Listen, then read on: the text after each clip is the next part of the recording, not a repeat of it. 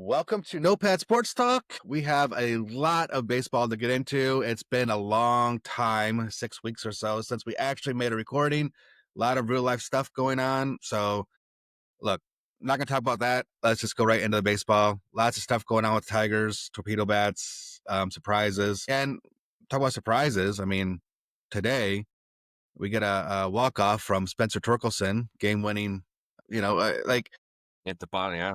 Those bottom of the ninth, right? Like they yeah, were down. down. Yeah, well, going into the bottom of the ninth, it's 3-1, Pretty much right? no offense all game except for Yeah. Baez of all people getting 3 I, hits. I know, I know, I know. But aside from that, there was like no offense. And then all of a Zero sudden, offense. Tigers come back and get 3 runs in the bottom of the ninth. Torkelson walks it off. Like an improbable win, really, for the Tigers. That's not Correct. to expect because they're not really that kind of a hitting team. Yeah. No, they have not, over the last few games. Oh, well, I know they're playing the White Sox, so we're going to Keep things in perspective. keep But things in perspective. It is they're only 9 games in now, I think, right? I think they're yeah, 6-3 now. I said no. I think it's 5-4. 5-4, 5-4. Yeah. So, but with the Dodgers, I thought, when their opening series, right? Your opening series to start the season is against the world champs. And I'd like to hear how you felt that they played against them. Because obviously our starting guy, Tariq Skubal, was an opening day pitcher. Yeah. Yeah. And it's one against Yamamoto, right? And honestly, I thought that Skubal threw well. I didn't think that. Look, he had some 4 earned runs. I get that. I get that. But I think a lot of it was on defense. If you go back and you look at the way that the scenario happened, as far as like some of the boneheaded plays that was made behind him, I think you can contribute a lot of that to the defense. Even though the accomplished an error, it's just a mental mistake, and that contributed to 3 of the 4 runs. I think, but I think Scoble threw well against the Dodgers. I think the overall Tigers played well against the Dodgers in that first game, In that first game. and yeah, and they just came up a little short, right? And a lot of that was because they could not hit with runners in scoring position. Like at one point in time in that game, they were like 0 for 12 with runners in scoring position. Like it Jeez. wasn't, Yeah. it was absurd, honestly. Just I don't know how else to put it. It was absurd. But like timely hitting wins games, and they did not And have it does. timely hitting. So, and that was a lot, what we saw with even the second game. Again, they didn't have a lot of, they had chances. They actually out hit the Dodgers. And I think both games in the first and second game, they out hit the They did. Dodgers. It was 9 to But they 7 just, 1 and I think 10-8 game and 2. 8 in game 2. Yep. But again, timely hitting. They just didn't have it. So, I mean, what do? I mean, runner in scoring position, you can't get them across. That's on you. And that third game, that was just an awful game. Like there was just nothing to really like about that third game. I mean, even like your star player going over 4 and Riley Green, right? Like, I mean, Carpenter going over 4, Right. Keith going over 3. Like, the guys that you kind of counting on to drive this offense all going over, just not good. Reese Olson, I thought had some really, really good stuff, especially early in the game. Look, I understand Reese Olson only threw like I think he got pulled in the 5th inning, so he pitched a little more than 4 innings. But nonetheless, though, like his stuff was working pretty good. He what really killed him obviously was home runs. He'd leave stuff, like the pitch got away from him, didn't get the movement he wanted, didn't get the location he wanted, and you can't do that against the Dodgers. Like every guy there is just an Is going to amazing, could right? park it. Otani, Yeah. Hernandez, Freeman, Smith, Muncy. Yeah. Yeah, every guy there. Tommy Edman, even. Tommy Edman, I think, was leading the Dodgers in home runs all, just in total right now. Uh, like, yeah, you can't make mistakes against the Dodgers. And No. and unfortunately, that's what they did. Yeah. But they got Roki Sasaki early in that game, too, knocked him out in less than 2 innings. Sasaki did not have the ability to throw strikes. He walked 4 guys in that amount of time. And they pulled him early. And I don't know. I'm not going to talk too much about the Dodgers, but I still like Sasaki's stuff. It's nasty, and I think he's going to be just fine. As soon as he gets some confidence, I think he'll be fine. Yeah. Yeah. In that game, Dodgers shouldn't be afraid to be pulling anybody early when you talk about their bullpen. Yeah, the best bullpen in Major League Baseball. So when Just when you're like, hey, we pulled our guy before the in the second inning, all right, well, you've got a dozen guys in the bullpen who can come out and pitch an inning for you or two. So that's going to be the Dodgers. They're just going to be a force to be reckoned with. That everyone can stay healthy and play the kind of ball that they're capable of. I mean, and then the first game of Seattle, right? Jackson Joe made his starting debut for the 2025 season. He pitched 4 innings, let up 3 earned runs. It didn't look all that great. He did get 3 strikeouts in those 4 innings. The strikeouts were nice, and overall, the Tigers had 18 hits. You can't ask for anything more offensively than 18 hits. They got No. 9 runs out of it. Right. And really, the only home run that came off that they got was Riley Green's home run. Everything else was just base hits and knocking guys in, which is the style of ball Detroit wants to play. But when you have, Colt Keith, the number of people that the Tigers had with multiple hits was more than the number of people they had was less than multiple hits. Zach McKinstry went over 5, Riley Green went 1 for 5. Everybody else had more than one hit. Like that's impressive. And then of course the bullpen, Herder, he kind of got hit pretty good, but aside from Herder, like Hannafy, Holton, Vest, they all did pretty good. Can't really complain. Vest struck out the one guy that he faced. So, but unfortunately, that's not like I think that's kind of where I don't know. I don't know what I'm trying to say. When he's talking about starting pitching, oh, Casey Mize. I'm sorry. I forgot about Casey Mize. Holy moly. Casey Mize looked good. Hey, um, Casey Mize throwing, I don't know, like that splitter, just wow. When you watch like Yamamoto and Sasaki throw their splitters, Sasaki's especially, that movement is just incredible. But Casey Mize, the movement on his looked really, really good too. And he had no earned runs in that game. Only gave up one hit and 5 2/3. Like, you got to love Casey Mize for that. Like, that was a great outing. Mize looked fantastic. Wow, I forgot about Mize. Man, see, so much has happened already in Yeah. there, and I kind of forgot about Mize. It's such a short start of the season here. Yeah, and again, we didn't get a chance to really talk about much, because we didn't do the show. But yeah, my starting was really good. And then again, after the my start, you got Scooble come back, and kind of the same thing with Scooble. He had 8 strikeouts and 5 2/3. Again, he looked pretty good. He got 3 earned runs. It's hard to put those earned runs on Scooble. Again, I think that the Tigers just are not playing really good defense right now. Well, they got And some injuries that are affecting that as well. yeah, I mean they do. The big one's going to be Parker Meadows in center. You don't have a center fielder. You got you're basically running anybody out there you can, even Baez. It's not a good look right now for the Tigers defensively. But Gleyber Torres is hurt, so you got Colt Keith a second, and and he's Yeah. making some boneheaded plays. Yeah. Didn't Baez play third one game? Yeah, Yeah. yeah. I think So he played even today. He played third and got moved out to center field when Kreidler got pinch hit for. So he played both positions today. But yeah, like I don't know, man. Like Parker Meadows is really really missed right now. I think Matt Vierling is too. Because one, it's just his ability to play kind of wherever you need him, that utility player. But his bat, I mean, that's missed on offense too. So I think that was kind of surprising last year. Like people look. I'm a big Matt Vierling fan. Absolutely. I really like Matt Vierling, but people don't realize just how good he did last year in terms of hitting.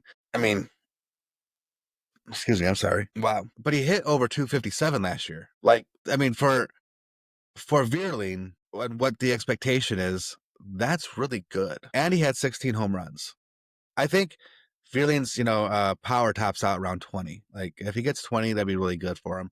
But he has improved every year. 22. Well, you can't really count 21 because in 21 he only played in 34 games, right? So it's kind of tough. But so when you look at 22, where he actually played a full season, he had 6 home runs. In 23, he actually had 10, and last year he had 16. And this is coming in a park, half his games in a park in Detroit, where it's not a hitter friendly park at all, and he's still increasing in his home run power. Yep. And then so the weekend here, Tigers had Chicago in town, the White Sox. Yeah, and yeah. they kind of put it on the White Sox. Other than today's game, right, where the White Sox was actually leading all the way up to the ninth inning, which is what we said earlier.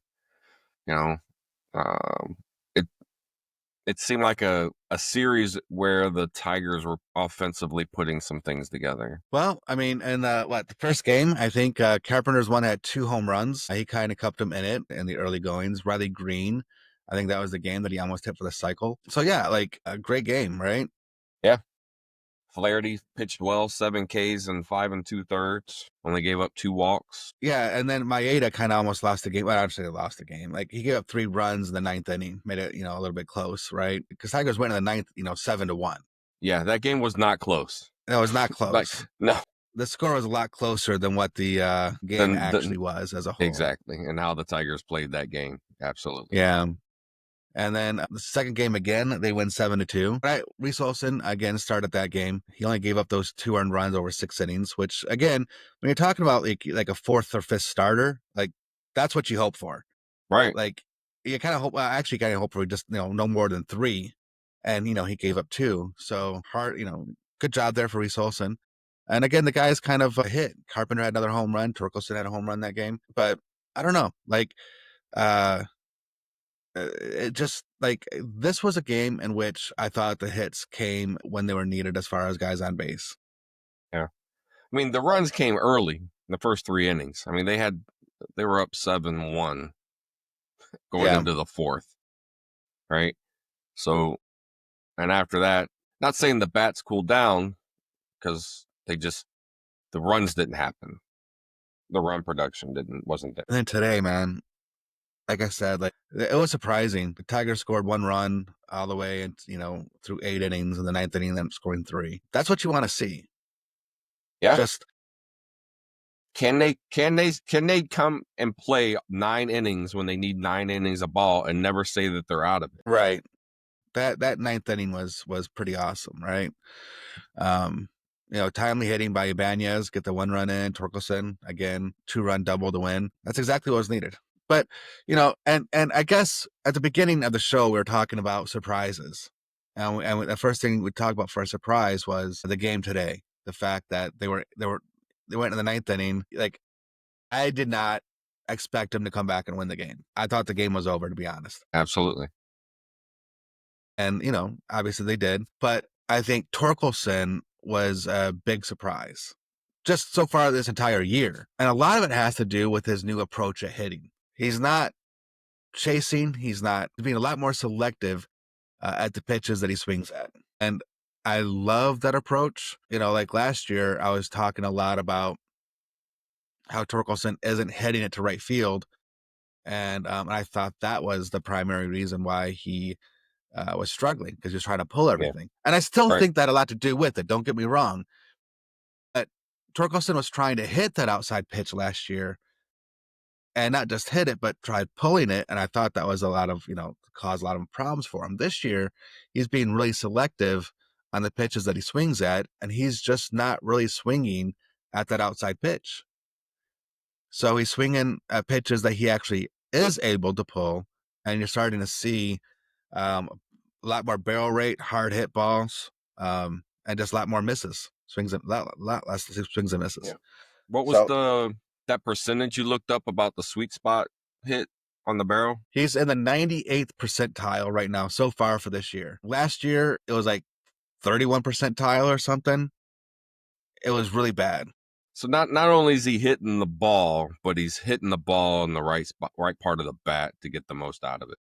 Launch angle sweet spot is what they were calling it. But I think the big thing is he didn't change his swing so much. He's still swinging, trying to pull the ball, so on and so forth. But I think, like I said, being more selective at the pitches he swings at, that's had the biggest change for him. Yeah.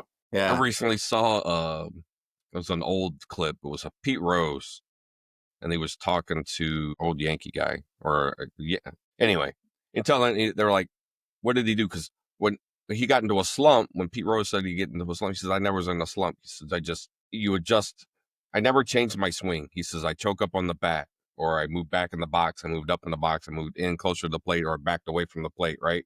He says, but my swing never changed. I never did anything with my swing other than move myself and position myself in the box or with the bat based on how the pitcher was going to pitch me. Mhm. When he said that, it was the first time I'd ever heard it. And to me, it made absolute total sense. I'm like, if your swing is good and it's pure and you're struggling because they're pitching you inside, back out of the box a little bit. Right. But, no, that's kind of where, you said Torkelson didn't really change his, the way he swing, his approach, I guess, but he's just putting the Right. bat on the ball better. Because he's more selective. Correct. Right. Well, Yeah. he still has 12 Ks. Now, I mean, I don't know. That seems like a lot with 29 at bats, I guess. No. I'm not saying that it isn't, but but the balls that he's putting in play, the reason why, he's got the hard hit percentage is exactly that reason, is because he is selective. So, but his swing and miss, because he kind of mentioned it for his K percentage, his swing and miss percentage is still down, from previous years. So even though he's Kane, right now he said 12 times, like it's not, yeah. I mean, uh, it's not from swinging and missing all that much. Like it might, you know what I mean? Because if it was a swing and miss, like a swing and miss percentage would be pretty high. Uh, Yep. Anyway, But I just like the new Torkelson. And then what was it in the one game? He was like 1 for 1 with 4 walks, right? Like the patience is paying off. yep. So, I mean, he has gotten on base 6 times by a walk, but you talk about bat on the ball. He's got 6 extra base hits, 5 extra base hits, 2 homers and 3 doubles. Mm-hmm. Right. So that being able to get that out there, that's hitting the ball better, hitting the ball harder. Yeah. I mean, yeah, the sweet spot percentage is looking really good right now, and I hope he can continue continues. that, because this was something that I never gave up on Torkelson. I just always thought that he may need a change of scenery, because Yeah, guys that we talked about that. we did. We talked about Torkelson so much, and it's just guys that hit as well as Torkelson did in all levels of his entire career, his amateur career, and even in the minor leagues. Like the guy would just rake, but then he gets up to major leagues and he's just struggling a little bit. It's like there's just something that's a little bit off. He just had to fix that one little thing. Yeah, and it's hard to give up on a player that you selected. Was he the first overall pick? Yeah, 1-1. Right? Yeah. So it's hard to want to give up on that kind of player when you've invested that much into it. But I know we talked about what he's capable of. Correct. And we talked about him possibly had gotten trade last year, at the trade deadline, just because I think that change of scenery would have been good for him. I'm glad that didn't happen based on what he's doing, currently. Right.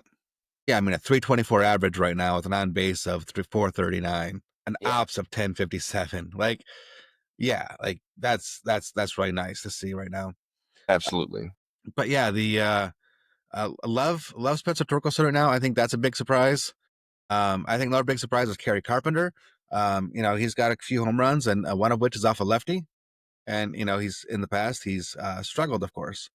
So it's just nice to see him actually able to make solid contact against the lefty and get over the fence. So, and I'm gonna look it up here real quick because I'm pretty sure I'm right. I just want to make sure that I'm right.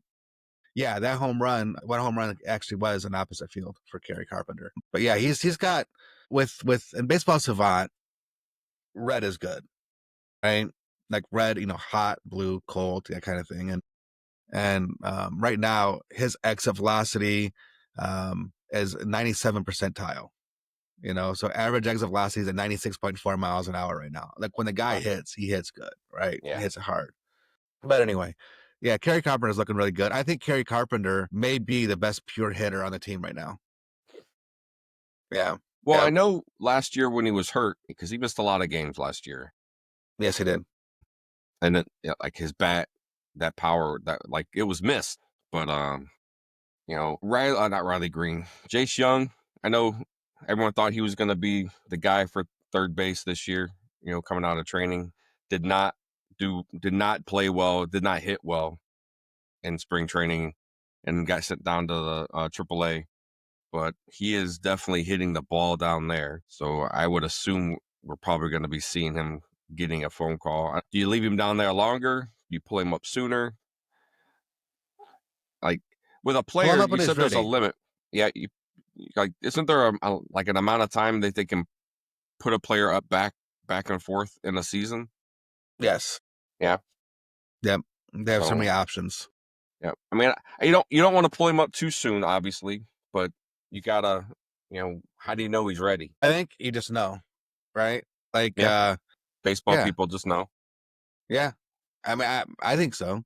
Okay. I think they just kind of just know. Like when you watch a player, and let's think about like, look, and I am far from a professional, and so I even hate using myself for this. But when someone like me that's far from a professional and can see a swing, and it's like I think that swing is going to play in the majors, right? And then with that swing to producing in the minors, at that point it's just a matter of time before with that same swing they'll start producing in the majors. Like you just kind of just know, right? When they got the confidence, when they're making hard contact, you just kind of just have that idea that yeah, this will work. And then it just determines. Then you just have to make the determination: do you want them to get more at bats at the major league level, or more at bats at the minor league level right now? And I think might depend on the team situation too. But yeah, right now, Jace Young, he's hitting pretty good in the minors, and it's just all a matter of when they think the team could use him the most. I think right now, if anything were to happen to say Baez or McKinstry, any guy that's playing third base, I think he gets the call up because I don't think you have anybody else that you would want to. But until that happens, Yeah, absolutely. Well, I also noticed something really interesting about our roster. So yeah, I wanted to confirm it, like our average age of our roster, yeah, right? We're young. Like according to ESPN, we're like the fifth youngest team with an hmm average age of 27.9. So to be able to get what you're getting from your players, at the age at which they are. I mean, Cleveland's a little bit younger than we are, and that we're in the same conference, same division, but it's Miami, Tampa Bay, Washington, Cleveland, and Detroit. But still, yeah.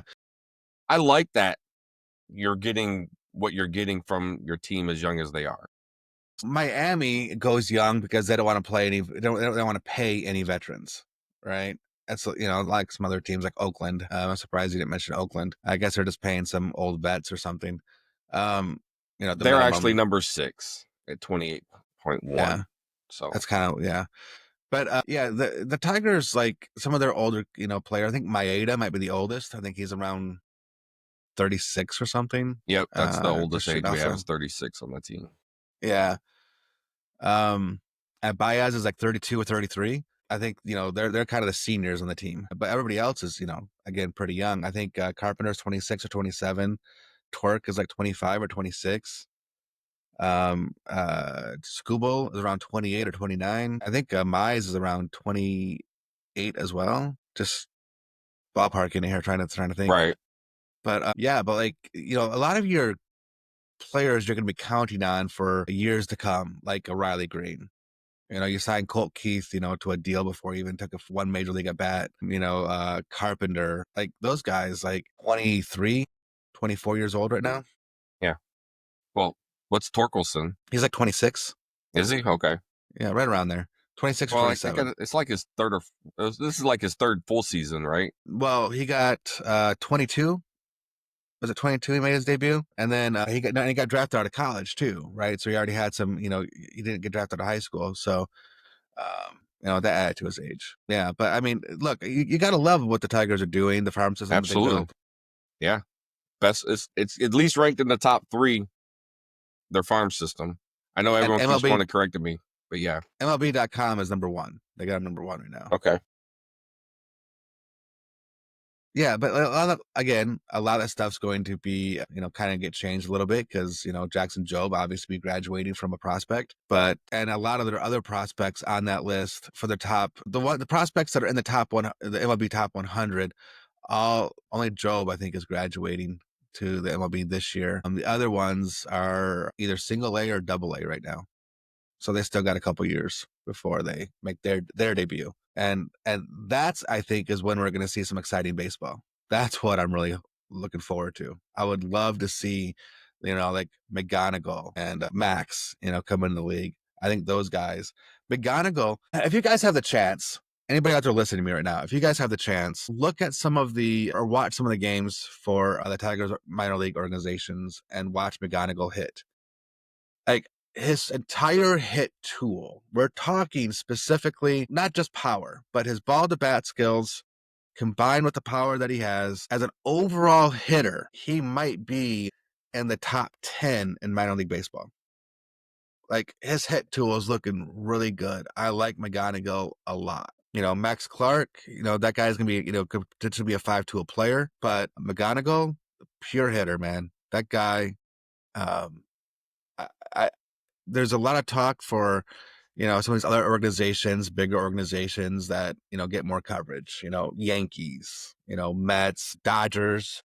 But, and then you had a couple of prospects from Detroit get a couple, um, like national stories, like Theron Lorenzo, right? Like, because of what he was doing. Briseño, because he had the Triple Crown in the Arizona Fall League. But don't sleep on McGonigal.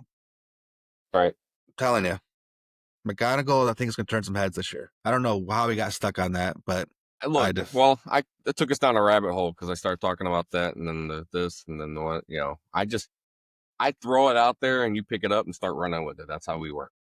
yeah, I just run wherever I feel like running. I guess it's like oh my god, Forrest Gump, right? Or he just like running for like 7 years straight, or whatever it was. Yeah, I'm gonna hold up a sign that says "Stop, Forrest." Yeah, it's like, man. But look, the Tigers got the Yankees next. They do. And for anybody that Yeah. hasn't heard this already, the Tigers have changed the start times for all three of those games this against the Yankees. They are all going to be afternoon games. Mondays is going to be at 3:30 instead of 6:30. And then Tuesday, Wednesday, it's going to be a 1:10 start because of our weather. Because, Mother Nature in Michigan, there's always a problem. And it's going to be like temperature wise for that first game was because it was going to be a night game. They were talking about wind chills in the low 20s. Safety stuff, not just for fans, but for players. There's a lot of money wrapped up into those teams, specifically the Yankees, that I'm sure they don't want to see some cold weather injury happen. Yeah. It sucks. It sucks for fans, right? Who now either have to take the day off to go to those games, right? Or yeah. So I get their complaints, but I'm also a guy who spent 20 years in the Navy. It's all about safety and trying to get home safe. So real quick little mention here, a little bit of a nugget. We'll call it that, right? All right, here's the nugget. It's the first nugget in a long time. Let's go. In a long time. So Kreidler, I mentioned him before, like he's been kind of playing out of position, center field, stuff like that. And he hasn't actually done a very good job in terms of at the plate right now. But his bat speed has increased. So, in 2024, his average bat speed was 69.4 miles an hour. And that's below the average major league bat speed. So to give you an idea, if you have for all swings that's 70 miles an hour or less, that only produces a 267 slugging percentage. So very, very small. And here's what's so crazy. 71 miles an hour and above is 521 slugging. So when you're talking about 267 to 521 with a 1 mile an hour per hour, 1 mile an hour per hour difference, between 70 less or 71 and above, right? Right. And then if you look at just between 71 and 73 miles per hour, that produces a 452 slugging percentage. So again, that's taking out the elite bat speed, right? Now you're talking about just 71 to 73, it's a 452 slugging percentage coming from a 267. That's still a huge increase. So when you're talking about Kreidler and his bat speed was 69.4 miles per hour last year, right now his swing speed is an average of 72.1. Yeah. So Okay. if he can That's a remain, big jump. that's a big jump, right? And that's settled in nicely between what we were just talking about, between 71 and 73 with a 452 slugging. So, like, again, we're going off one metric. There's a lot more to hitting than just bat speed. I understand that, Yeah, you know, absolutely. but nonetheless, like, if if his bat speed can stay consistent and he's able to uh, make more consistent contact, we might see Kreidler starting to actually drive balls and and produce. That's all I'm trying to say. Like, again, it's a little nugget. It's a little small thing. It may or may not amount to anything, but it's just kind of a cool little stat that he increased his bat speed that fast, and it's a cool stat at what that is actually showing for overall slugging percentage across all of Major League Baseball. So if bat speed wasn't important, they wouldn't talk about it, right? No one would measure it. Mm-hmm. So it is important, but it is. It's just it's that one. It's one piece of many that you got to put together. But that Correct. is that is a huge jump in bat speed.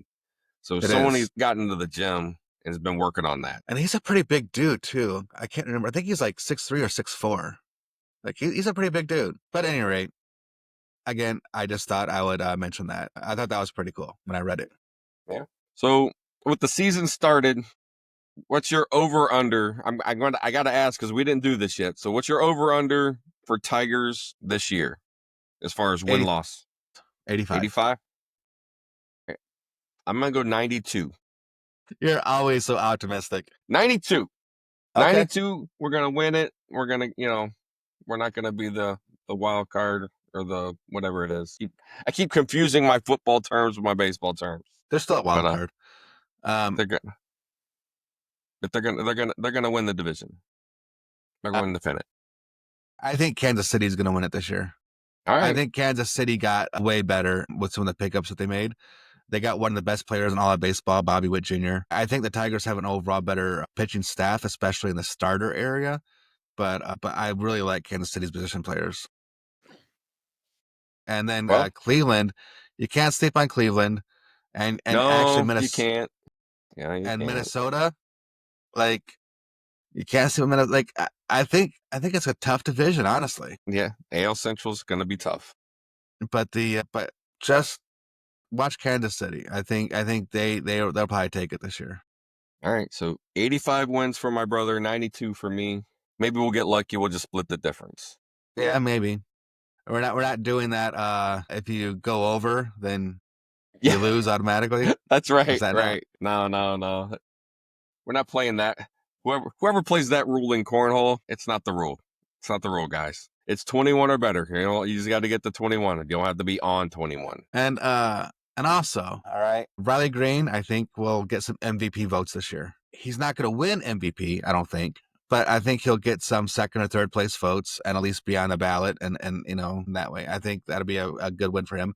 He'll finish in the top 10 in voting in MVP this year. I really do believe that. I think Riley Green is going to take a huge step forward. And not just from his play, but I think it helps because the team's going to be playing better. Yeah. They're not going to be basement dwellers. We hope. We hope. But Skubal, I still think he's one of the best pitchers in the American League. He'll still be challenging for the Cy Young again this year. He's holding his own. He's holding his own. And Jackson Jobe could challenge for Rookie of the Year this year too. So, again, some exciting players to watch because I think they will. I think Jackson Jobe has the perfect mindset to be a pitcher. A lot of times it's like a kicker in football. Kicking the ball is so much mental. Like you start missing it, it gets in your head. You just miss more. Kind of the same thing with the pitcher. Sometimes making bad pitches gets in your head. You just have to just be able to get out of your head and just throw the next one. Like you can't just stop pitching because you threw one bad pitch, right? Like I keep going. Yeah. And I love Jackson Jobe's approach. He had a quote one time of saying he's just going to throw his pitch. And if you hit it, good for you, but chances are you're not going to hit it. And I remember reading that. Yeah, and it's I love that mentality from him, right? And the thing is, it's not you don't got to strike everybody out. No. Right? You've got 8 other people that are playing behind you. Well, 7 other people behind you. The one guy in front of you, but there are 9 guys on that field to help. If you can put it in the dirt, make them pop it up, right? Like, you can make contact all you want. You gotta have faith in the rest of you guys on the field. Once we get Parker Meadows back, I'll have a lot more faith that they'll make the right plays. Yeah. Especially if we can get them back, Gleyber Torres back, and then actually get a real third baseman. Yeah. Yep. There we go. That's Right. the plan. That's the game plan to 92 wins. Got you. Yes. No. I mean, I honestly believe that the Tigers could get to 92, but Yeah. you're talking about like some of these young players, because you mentioned one of the youngest teams in Major League Baseball, but these young players have to step it up. Yes. Whenever Jace Young comes up, Colt Keith has to start hitting again.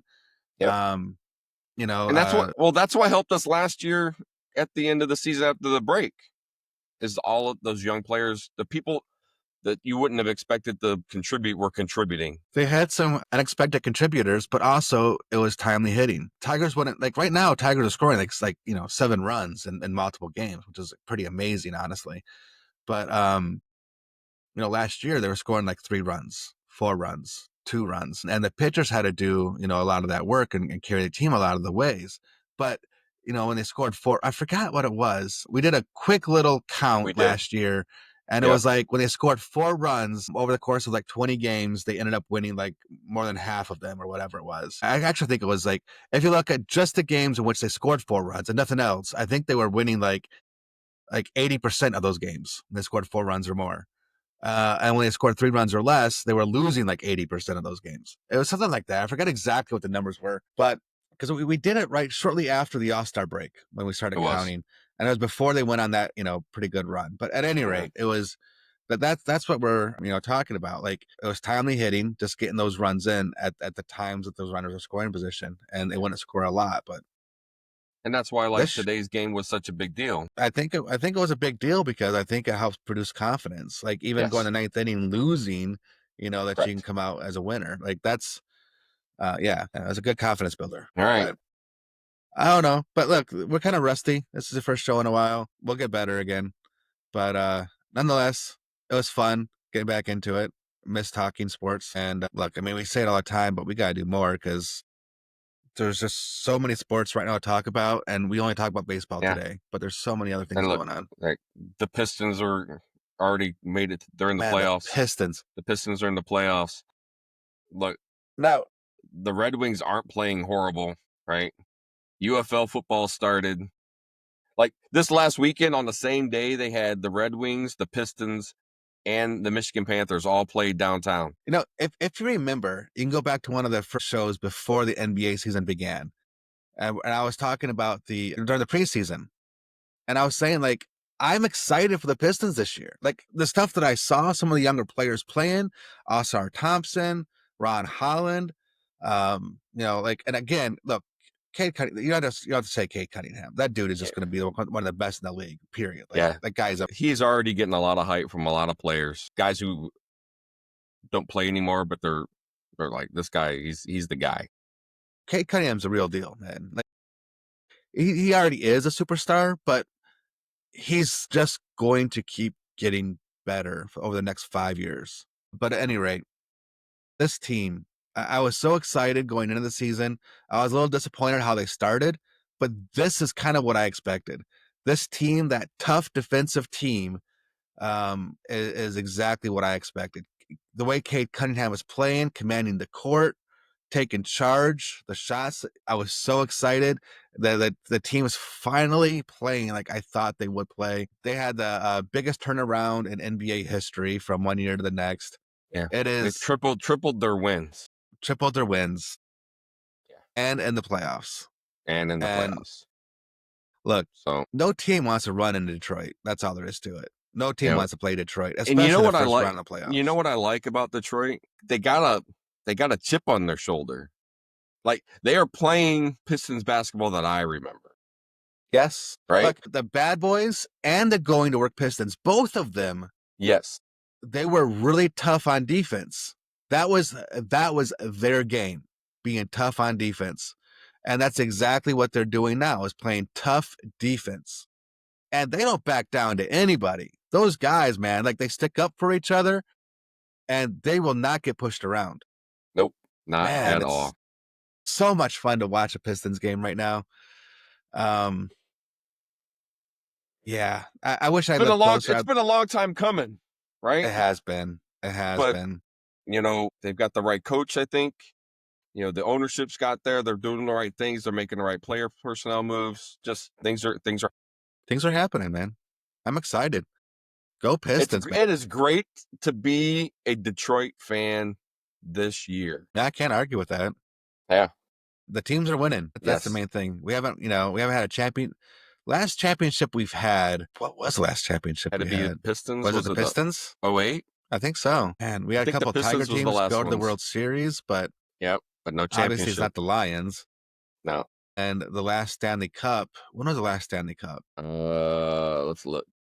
That had to be with the Eiserman and Fedorov and all them, right? Like I don't think they've won Yeah. it since the 90s. Someone retired in 2008.